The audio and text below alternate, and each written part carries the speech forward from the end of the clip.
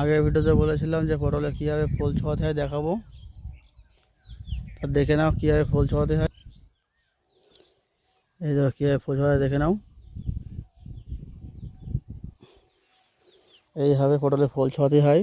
Drop দিয়ে ফুলের মাথায় মাথায় জল দিতে হবে।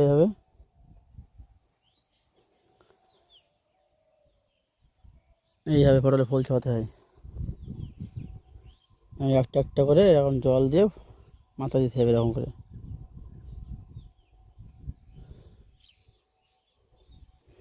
দেখেছো কীভাবে পটলে ফুল ছোঁয়াচ্ছি।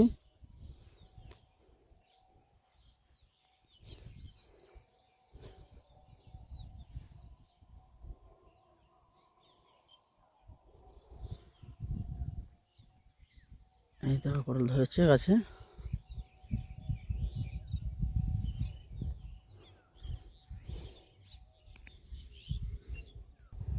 ঠিক আছে, এখানে ব্লগটা শেষ করলাম।